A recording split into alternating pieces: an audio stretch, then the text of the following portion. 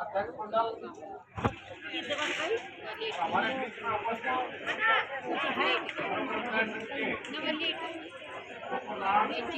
संगठनकर्ता सत्य सुरेश मोहरा, समाज महिला समिति की हमारी बहुत ही चारों साथी Usha Sinha ji, state government employees federation के हमारे नेता श्रीपाल सिंह भाटी, रामनिवास ठाकरान और उस देश का संविधान कर रहे हमारे बहुत पुराने साथी हैं रावत, रिटायर्ड कर्मचारी हरियाणा के उप प्रधान है अशोक शर्मा जी, रिटायर्ड कर्मचारी संघ, साथ सुशील शर्मा, बिजली की जो यूनियन है ऑल हरियाणा पावर कॉर्पोरेशन का यूनियन, अभी सम्मेलन हुआ उसमें राज्य के सेक्रेटरी हैं साथी कंवरलाल यादव,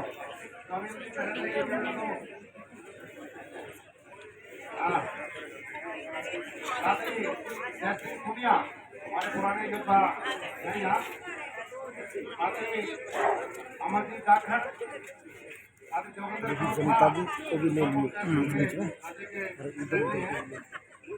साथी ओम शर्मा पुराने साथी हैं, साथी मूर्ति, साथी राजेंद्र आशा आंगनबाड़ी मिड डे मील आदि सफाई कर्मचारी, अलग अलग कारखानों के अलग अलग संगठनों के तमाम पदाधिकारी साथियों, सबसे पहले आज ये जो मई दिवस है पूरी दुनिया में मनाया जा रहा है, उसमें होने स्टेट गवर्नमेंट आप सबको बहुत ही क्रांतिकारी ये बात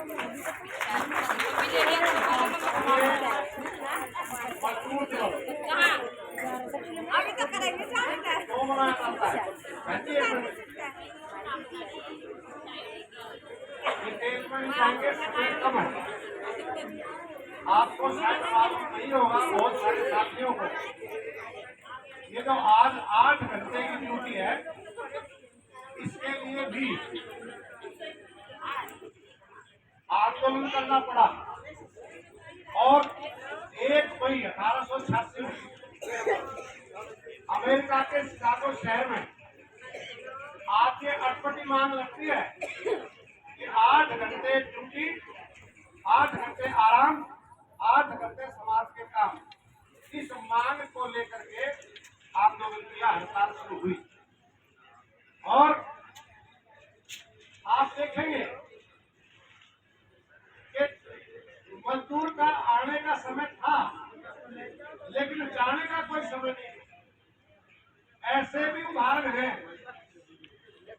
कि बच्चे क्योंकि जो पिताजी है वो लेट आ रहा है, वो जल्दी ला रहा है, महीनों महीनों बच्चे को अपने माँ बाप जो काम करते थे उनकी शिकल भी देखना मुश्किल नहीं होता, जाने का टाइम तो जाने का टाइम, और मजदूरी या सैलरी उसके नाम पर कुछ नहीं।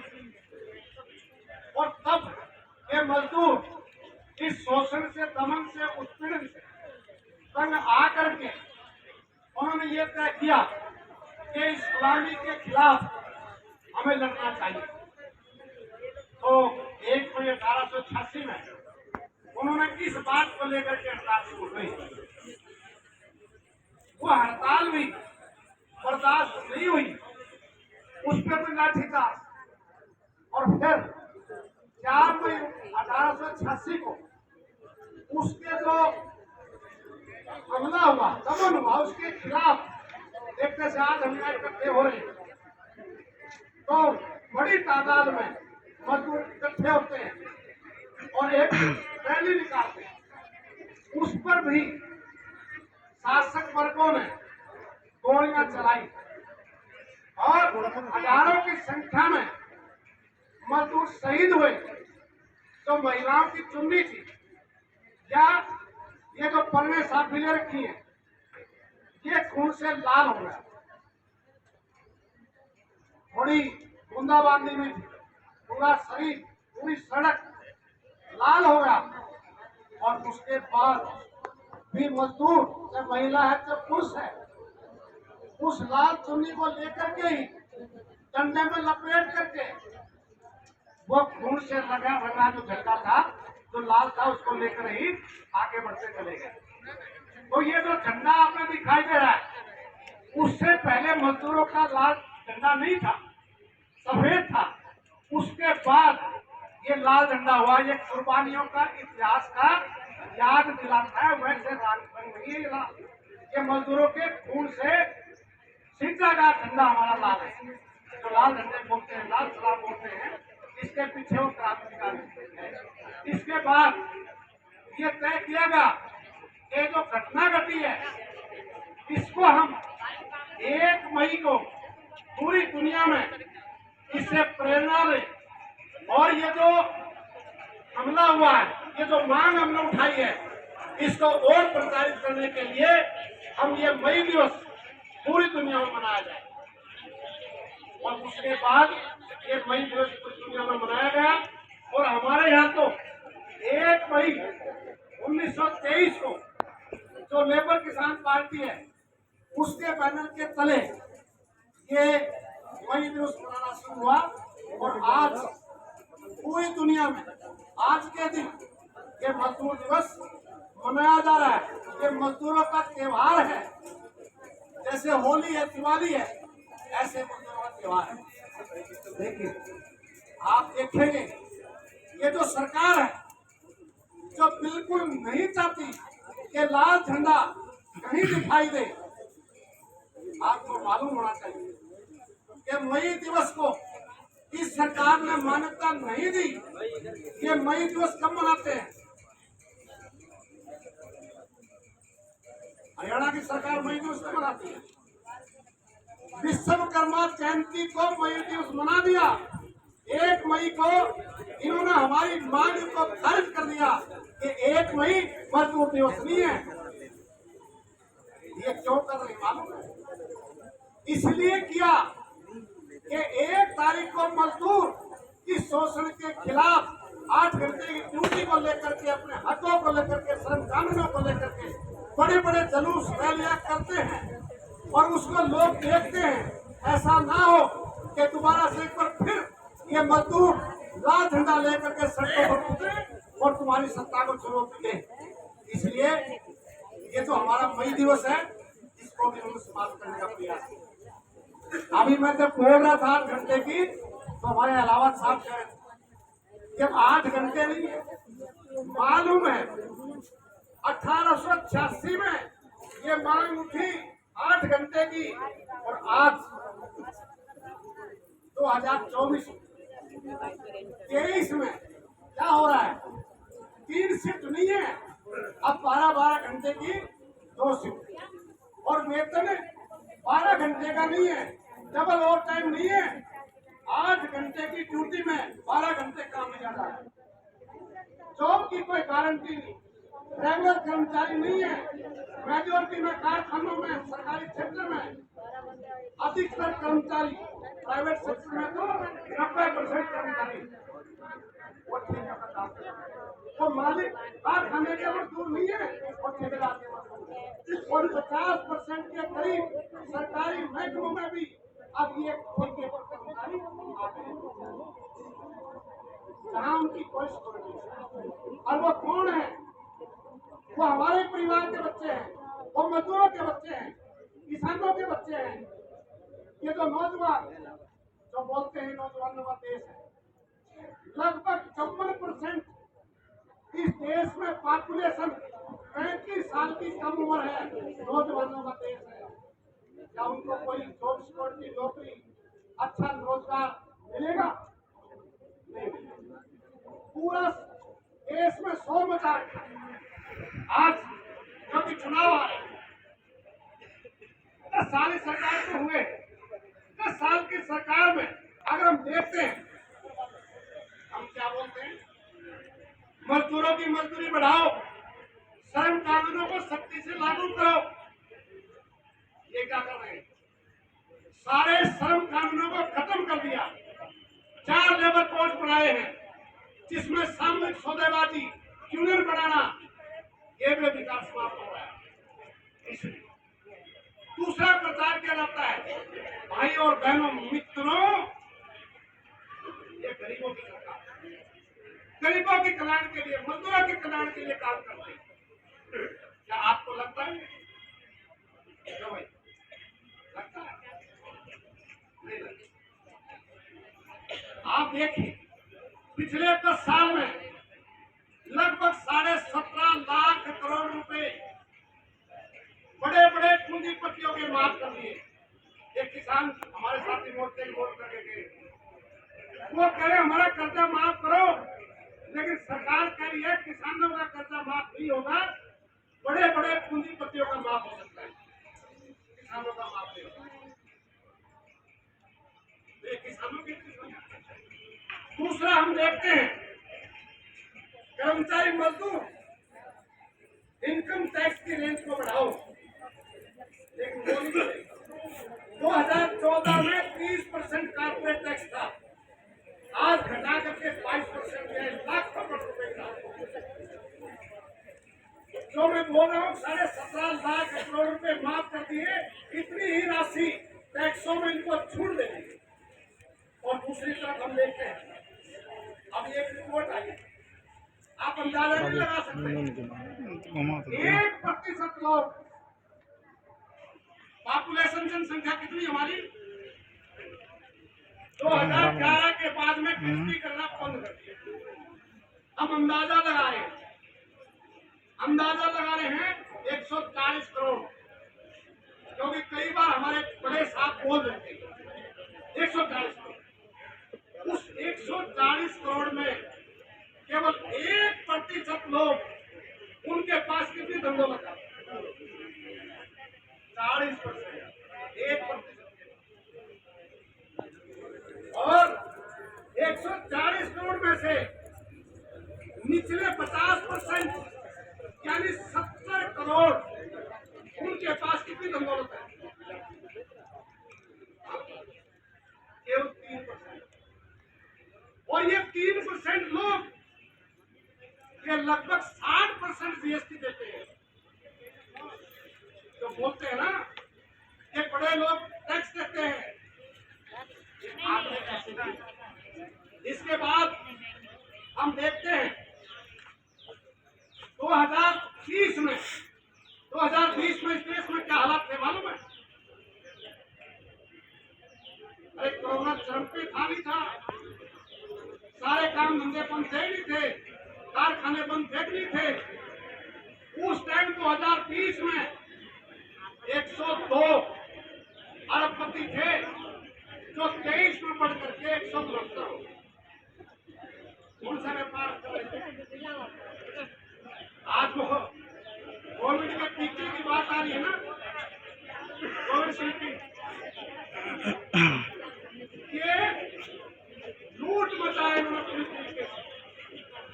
ऐसा कौन सा व्यापार है कि सब कुछ बंद पड़ा है, लेकिन अरबपतियों की संख्या बढ़ी। इसलिए दूसरा जो सबसे बड़ा आज हमारे सामने बेरोजगारी, हमारे मजदूरों के, किसानों के बच्चे, और इस इलाके में विशेष तौर से सेना में नौकरी करते थे, तो सेना में नौकरी का क्या स्टोरी, अग्निवीर 4 साल के लिए, पिताजी बाद में रिटायर होगा, बेटा पहले रिटायर होकर क्या करेगा? बेरोजगारी चरम सीमा पर है। और आज जो आंकड़े आ रहे हैं, ये बेरोजगारी की दर 2023 में 8.1%, और इसमें जो ग्रेजुएट है, स्नातक है, जो युवा है 15 से 24 साल के, उसका 23.22% बेरोजगार है, यानी कि हर तीसरा व्यक्ति लगभग उसके पास नौकरी है। इसके अलावा जो हम देखते हैं आईटी सेक्टर, बड़ा उसमें नौकरी करने में, उस नौकरी करने में केवल 4 कारपोरेट घराने उद्योगपति 65,000 मजदूरों की चुनौती कर चुके हैं, 65,000। इसलिए ये केंद्र और राज्यों में। आपको मालूम हुआ पूरा देश में लगभग 1 करोड़ नौकरी खाली है। ये जो 30 लाख नौकरी देने की बात कर रहे हैं ना, 30 लाख, हम ये कहें लगभग 1 करोड़ केंद्र, राज्य, पीएसयू, रेलवे, बैंक, डिफेंस सबको मिलाकर। वायदा क्या था? वायदा बड़े साल का था। 2013 में ये 2 करोड़ नौकरी हर साल देंगे। तो आज 24 आ गई, तो कितनी नौकरी मिलनी थी? 20 करोड़। और सरकार जो आंकड़े दे रही है उसके हिसाब से 20 लाख नौकरी नहीं मिली। 65,000 की चली गई मजदूरों के आईटी सेक्टर में और सरकारी क्षेत्र में चली गई, और जिसकी गिनती नहीं है वो लाखों की तादाद में नौकरी चली गई। आज ये जो नौकरी का एजेंडा, और मैं बताऊं ये 20,000, 20 लाख कैसे मिली है? एनसीआर में हम रहते हैं। पहले 15 साल में डीजल का ट्रक या गाड़ी 15 साल में रोड पर 15 साल की में पीछे क्या कर दिया? 15 को 10 कर दिया। तो 10 से 15 के बीच में जो ट्रक थे वो सारे रोड से गायब हो गए। उनकी जगह दूसरे ट्रक खरीदे गए। जितने ट्रक खरीदे उसको 2 से गुणा करके दिया, नौकरी दे दी। जो कर्मचारी नौकरी लगता है मजदूर कारखाने में, आपको मालूम है उसका ईपीएफ करता है, करता नहीं करता है? ईपीएफ कमिश्नर से पूछा कि कितने नए खाते खुले हैं, वो आंकड़ा भी जोड़ दिया, चाहे अगले महीने उसकी नौकरी चली गई। तो ये आंकड़े इस प्रकार से कहते हैं। और ये जो ईमानदारी भ्रष्टाचार के खिलाफ जो बड़े साहब बोलते थे कि मेरे नजदीक भी कोई नहीं रह सकता, इतना कहाँ फैलेगा भ्रष्टाचार के खिलाफ। अब कोई खुलती होगी सारी। इलेक्ट्रॉन बॉन्ड आ गए, ये क्या बीमारी है मालूम है? पहले 20,000 रुपए अगर किसी पॉलिटिकल पार्टी को कोई चंदा देगा तो उसको हिसाब किताब देना पड़ेगा। इनकम टैक्स में की रिटर्न में जाएगा, पॉलिटिकल पार्टी को बताना पड़ेगा कहाँ से पैसा है। उस 30,000 को 2,000 कर दिया और ये कह दिया देखो कितना बढ़िया काम किया। लेकिन मनी बिल के नाम पर जो पास किया उसमें अंदर खाने कर दिया कि कोई भी कंपनी मुनाफे का 7% तक, 7% मुनाफे का, घाटे वाला नहीं, मुनाफे का 7% पॉलिटिकल पार्टी को चंदा देगा, लेकिन वो नगद नहीं देगा, इलेक्ट्रॉन बॉन्ड खरीदेगा स्टेट बैंक ऑफ इंडिया से। अब वो पैसा देगा, देने वाले भी बताना पड़ेगा और लेने वाले एक दाम है। अब उससे क्या हुआ?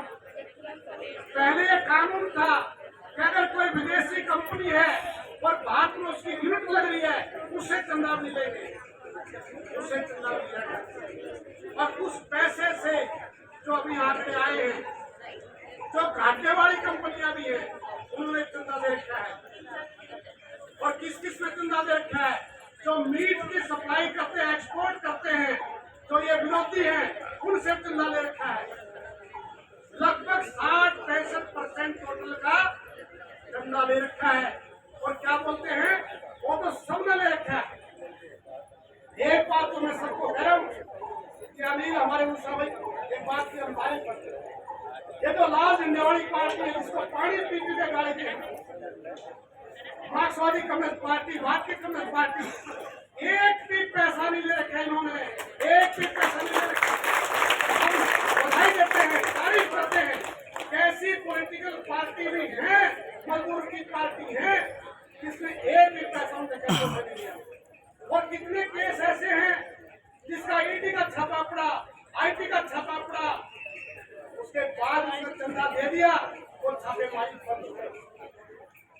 और 70,000 करोड़ रुपए का घोटाले का आरोपी अजीत पवार जो प्रधान सेवक बोलते थे 4 दिन पहले मध्य प्रदेश में कि इतना घोटाला कर रखा है इन्होंने, वहाँ के जो पूर्व मुख्यमंत्री थे कि चक्की पीसिंग, रात को वो भाजपा की मशीन में से निकाल करके लेकर जाके मुख्यमंत्री आदर्श सोसाइटी फिर वहाँ के प्लॉट भागे, उसका आरोप अशोक एक दिन इनके पास आया, अगले दिन वो आकर राज्यसभा का भ्रष्टाचार के कोई अंकुश है, कोई दिक्कत नहीं इनको। अब 2-3 बात और मैं आपको बता, एक तो क्या करें, पूरी दुनिया में मोदी साहब का चमका बन रहा है, बोल रहे हैं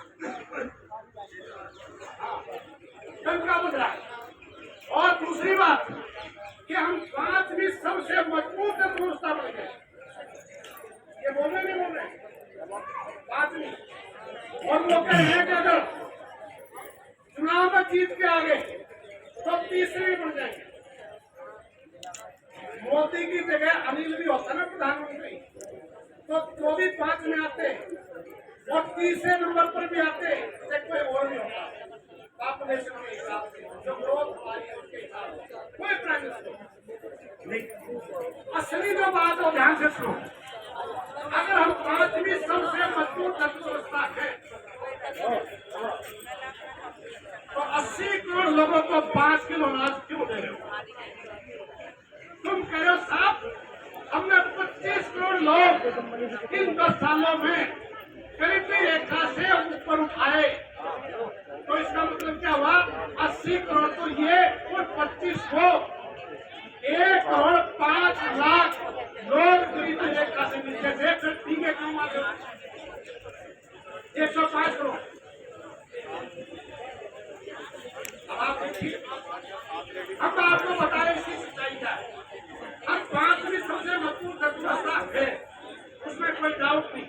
अमेरिका, चीन, जापान, जर्मन और भारत, लेकिन उसका असर आपकी शेयर में दिखाई देना चाहिए। यानी कि प्रति व्यक्ति आए उसमें पता चलेगा कि हम कितने आर्थिक रूप से ताकतवर हैं। अमेरिका में एक आदमी की आय कितनी है मालूम है?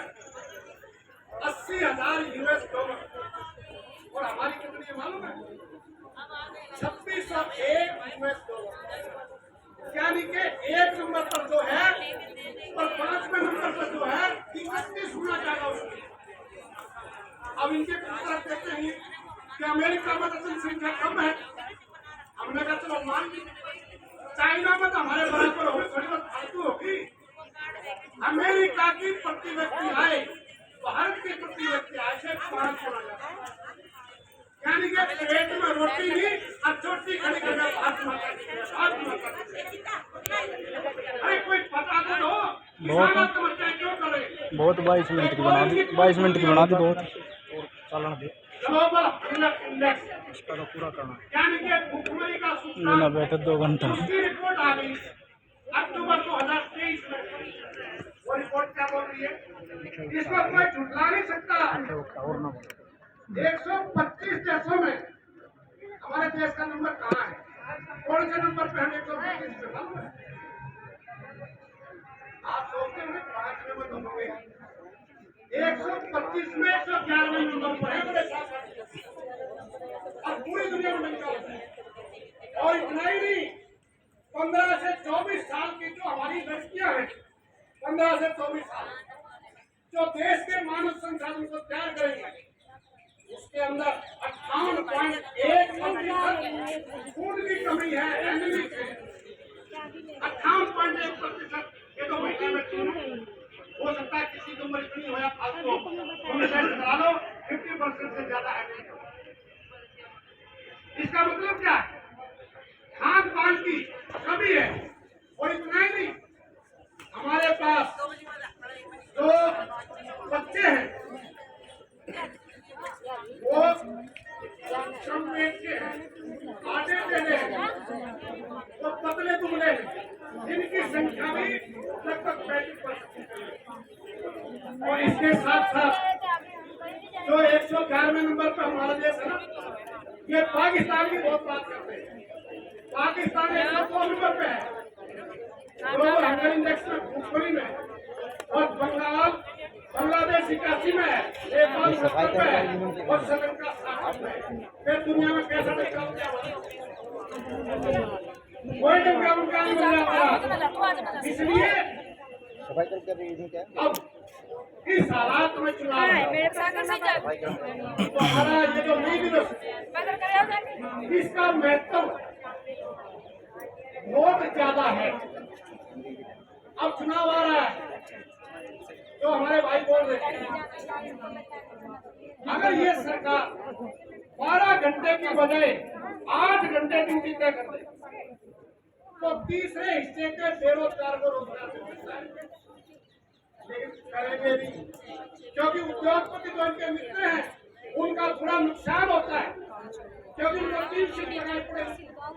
अब जब दोनों काम कर रहे हैं कैसा नतीजा आ गया, बेरोजगारी है, महंगाई है, ये तो सारे अब अच्छा आंगनबाड़ी, मिड डे मील, ग्रामीण सफाई कर्मचारी, ग्रामीण चौकीदार, ये कर्मचारी हैं और बहुत बड़ी संख्या, इनके बारे में कोई बात नहीं करेगा। ये हमारे कुछ भाई वो बैठ कर पढ़ रहे थे, ये पेंशन की बात। अब सरकार ने पुरानी पेंशन बहाली के लिए मना कर दिया, आज में पे कमीशन के लिए मना कर दिया, नॉन रेगुलर एम्प्लॉय पक्के नहीं होंगे, मना कर दिया। ठेकेदारी प्रथा कारखानों में चौधारी रहेगी, वहाँ भी रेगुलेशन नहीं होगी। ऐसा प्रधानमंत्री ने किया, और वो तब किया है जब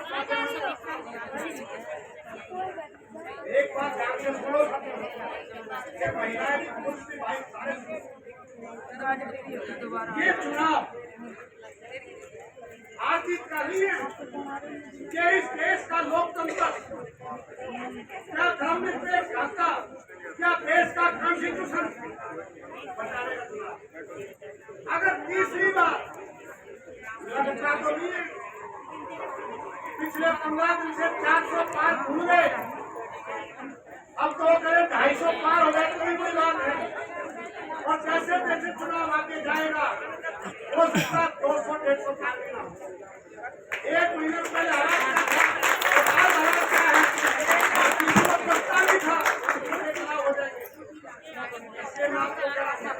अगर ये सरकार रिपीट हो जाती है पिछली बार, नोट कर लेना, अगली बार चुनाव ही नहीं होगा। क्या कहेंगे बड़े साहब, अरे 3 बार देश की जनता ने चुनाव करके मेरे को 50% से ज्यादा वोट देगा, 4 बार चुनाव में पैसा क्यों करते हो, देश में पैसा बढ़ रहा है और हम लोग ताली बजाएंगे, देखो देश की चिंता है, देश की चिंता, अपनी चिंता नहीं है। इसलिए आज ये लोग अगली बार शायद हम यहाँ बैठ नहीं पाएंगे। जब हमारे थे वहाँ पुलिस खड़ी 144 लग रही है, कोई देश में ऐसा बना जिसमें 144 गुना लगी है। इस धारा 144 की भी मेरे माटी, ग्राम माटी, खराब माटी, सारी मिट्टी खराब है, कभी भी लगा अरे हमें तो पूछा था, इसलिए हमारे बीच में आएंगे। हम करें बेरोजगारी, महंगाई, भुखमरी, महिला सुरक्षा, इस पर चर्चा हो। लेकिन चर्चा की बात तो ये मंगल सूत्र लेंगे क्या, सबकी जांच पड़ताल करेंगे। हम लोग घोषणा पत्र पढ़ा है, उसमें वो ये कह रहे हैं कि जो लगभग 30 लाख करोड़ रुपए इन डकैतों को दिए हैं, इन पर बड़ा टैक्स लगाएंगे और टैक्स लगा करके जिसको कुछ भी नहीं मिल रहा उसको, ये चिंता उनकी हो रही है। और ये हिंदू मुस्लिम, अरे 10 साल से तुम इस शहर को देख रहे हैं, कारखाने में आप खून को काट करके देखो, हिंदू का, मुस्लिम का, सबका खून लाल है नहीं है। अगर मेरे को खून की जरूरत पड़ी और मेरा कोई साथी नहीं है तो मैं ये नहीं देखूंगा कि मुस्लिम है, खून इसका नहीं लेगा, मेरे जान की जानी। और देश की आजादी की लड़ाई में कितनी साजिशें, कुर्बानियां, कोई सच ऐसा नहीं है, कोई ऐसा नहीं है जिसकी आजादी ना हो। आजादी के आज उनको मालूम है कि आज ये जो तुम्हारा काम चलेगा नहीं, 370 दादी मंदिर बना दिया। अरे मंदिर मेरा आस्था का सवाल है, सुबह सुबह पूजा करता हूँ, लेकिन यहाँ मेरा अस्तित्व का सवाल है। मेरा सत्यानाश कर रहे हो, मेरे को बोलने का भी हक छोड़ा जा रहा है। श्रम कानूनों को खत्म कर दिया, पूरा वेतन तक नहीं दिया जा रहा।